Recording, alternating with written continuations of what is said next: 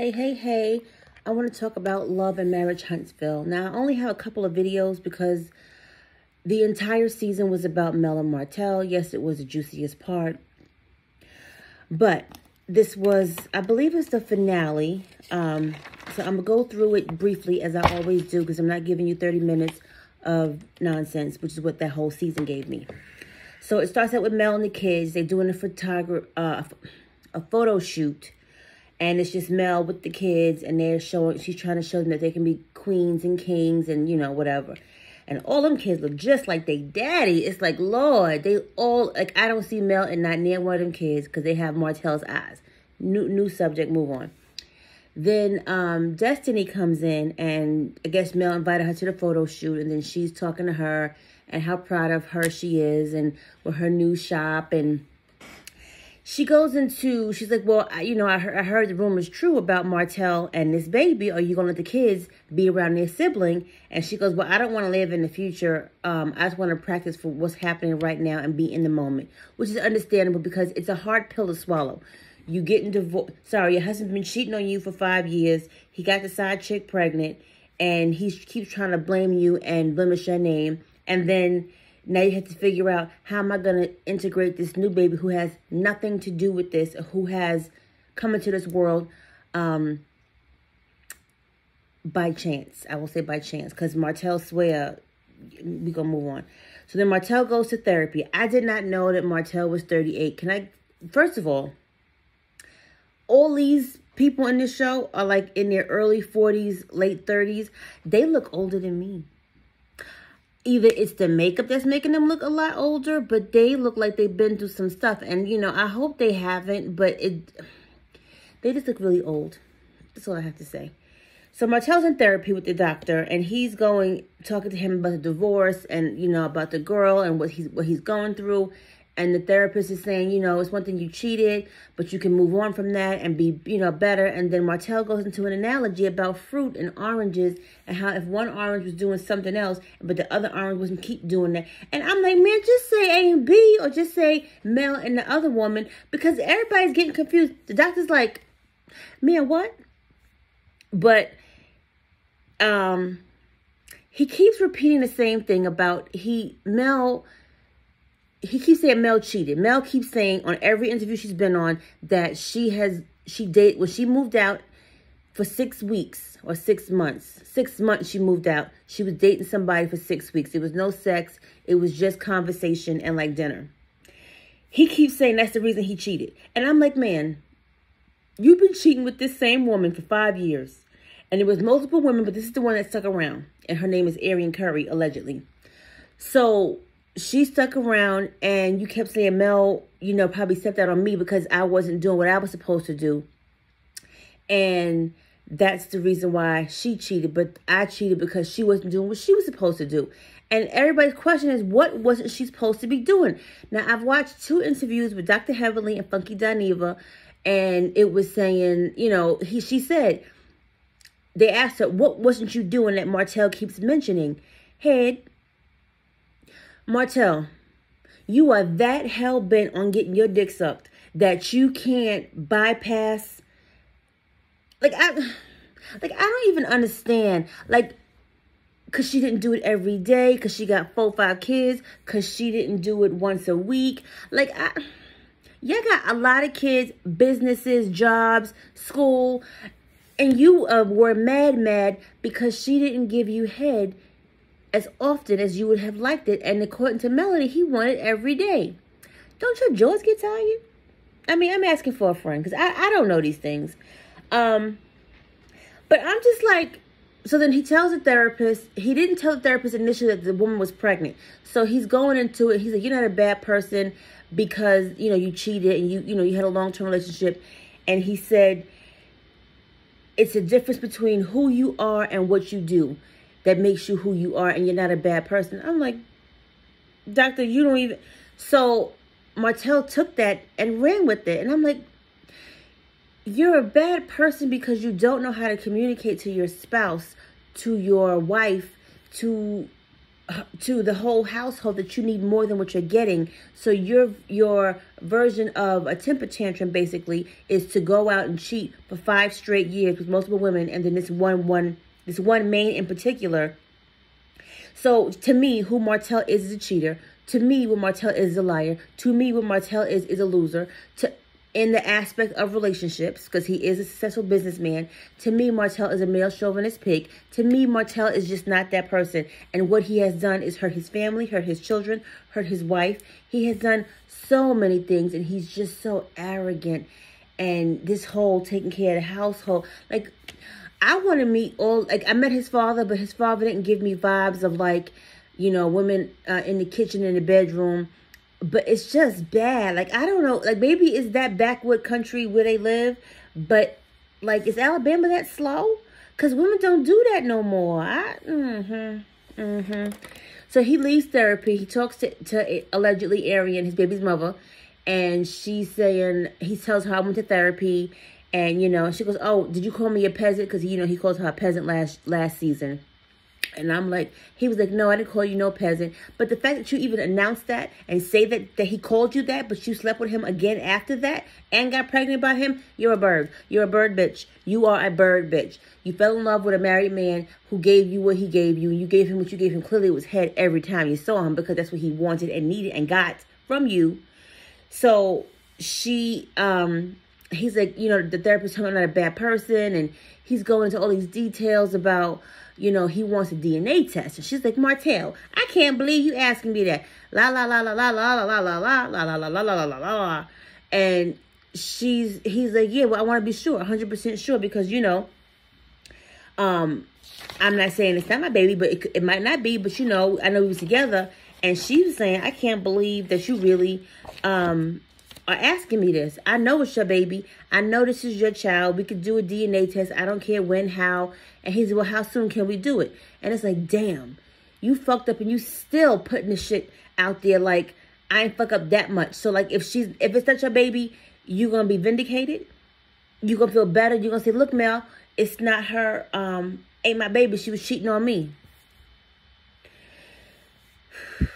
It's a lot. Side chicks need to understand that you are a side chick. You shouldn't have gotten pregnant. Maybe he should make sure she was on birth control so it wouldn't have went this far. I don't know. It's just so many moving parts to this bullshit. And it's so frustrating because it's like, I'm not vindicating what he did. I'm not vindicating how he did it. I'm just saying, back in the day, side chicks knew you was over there. You stay over there. You don't get pregnant. You don't try to get pregnant. It's just a lot of things you just don't do as side chicks. And, I'm just, okay, I'm going to stop. Tisha and Marcel. I can't with Tisha.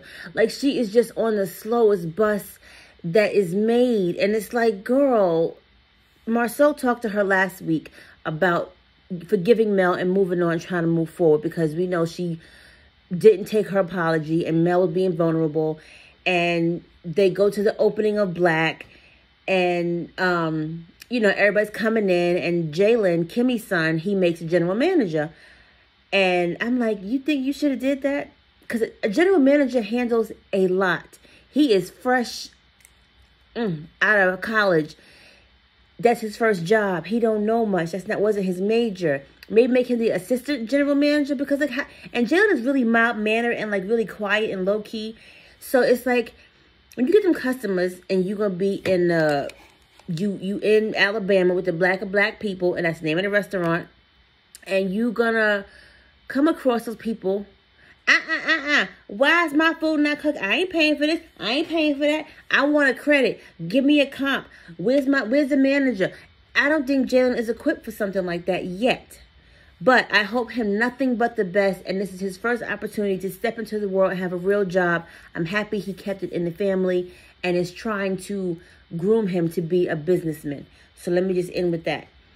Tisha and Mel see each other. Tisha wants to talk to Mel and apologize about the retreat and how Mel's trying to be vulnerable and she's sorry and she wants to let bygones be bygones. And she's like, what changed? Because this was literally like a week ago. oh, I talked to Marcel, and Marcel kind of, you know, told me. And it's like, so had your husband not told you, would you have apologized? Would you have not realized the error in your ways? How can you be so, like, for y'all to be friends for so long, I feel like an apology would have worked out. Y'all could have had dinner. Y'all could have talked. But Tisha is so condescending and trying to be this whole, I'm that bitch, and you come to me, you bow down to me. You're never going to be that girl, Tisha. I done said this last week, but we're going to move on. So her and Mel, you know, move on, move forward, and just agree to disagree, and just going to try to have a fresh start relationship. Then they unveil the wall of black, which is all the brothers. Now, it is Martel, Marceau, Maurice, and their sister Millie. But on the picture, it's all boys. And they're saying they have to leave a legacy for their children. But there's no girls on that wall. They are all, like, this is going back to them being so sexist. And I'm just like, so you can't have, like, the boys and the girls in the same picture and just have it, like, a round? Because it's a, I don't know how that went down. I don't know who approved that. I don't know who said that was the best thing to do. I don't know. Like, that is just a slap in the face to the sister, because they were all standing up there, and the sister Millie is on the side, but she ain't on this wall. So why are you standing up here? Like, it just says, screw you. You're not important, but you part of the family, so I got to put you up here. Just, I don't like that. Then Martel and Mel's brother go and talk, and then Martel, showing his ass again, is saying to him, because the brother wants to apologize how things went off. Then he goes, yeah, you know, it's all cool, it's all good, it's all good. And he says, well, I want my kids to know, because they're around you a lot more. I want my kids to know that husband and wife is right, but husband and husband, you know, and he didn't say wrong, but he was trying to phrase it in a way where he don't want them to think that being gay is right. And Mel's like, but you've been around my brother and his husband forever. I know and I respect them, but I want my kids to think that that's right. But you want your kids to think that being married to a woman and cheating on her is right? Is that what you want? Like, I just don't even understand his logic behind it. Love is love. Love who you love. It doesn't matter if gay, right, wrong, left, indifferent. It doesn't matter. It does not matter. If you love a man, you love a man. You love a woman, you love a woman. But why do you have to define it? Because if all your kids end up being gay, what, you going to beat her brother's ass saying you and my kid's gay? Like, people don't grow into being gay. Newsflash, Martel. And then Mel comes in because she knows they've been gone for a long time. And she's like, oh, what's going on here? And they talk about it. And he's just like, you know, where are we at right now? She goes, Martel, just sign the damn divorce papers, because he's still trying to get her and pressure her to, like, not. And I'm like, it's over. It's over. And we found out that the divorce has been finalized and it's over with. And Martel, just move the fuck on. She don't want to be with you. You got a new chick and she pregnant. You got 4 kids with Mel, 1 kid with this one. Work your life out and leave her alone. It's hard. I know. 13 years. But you decided that the minute you kept it up. Because Mel said in her interviews, he has cheated on me in the past, and I have forgave and moved on. You fucked up again. And then they're talking back and forth. She goes, Martel, you don't even have an attorney anymore. Like, what are we doing? And he's just like, well, you know, Mel, I just want to say I'm sorry for what I did, and I wish we could be better, and this and this and that and that. Then this fool says, shut the fuck up. She goes, there's no more shut the fuck up over here. There's no more of that. Sign the damn papers and let's move on. And then he says something. He called her a hoe. I said, see, this is when you get so angry and you start sweating under your armpits and you get real warm and moist. Like, who you calling a hoe? You was with this hoe for 13 years. You was with this hoe when you had 4 kids. You was with this hoe all this time. So now I'm a hoe because what? I had a relationship with somebody for 6 weeks when we were separated and I was in a whole nother house, but you had a relationship for 5 years, but I'm the hoe. Listen, I don't do conflict well because there's no middle, and Mel kind of went off, and I was like, I just can't believe he went that low as to call her a hoe. That's your wife. That was, sorry, at the time, that was his wife. Yeah, I'm sorry. I got all, moist. But anyway, Love and Marriage Huntsville. Like, Thank you for watching. Like, subscribe, and comment.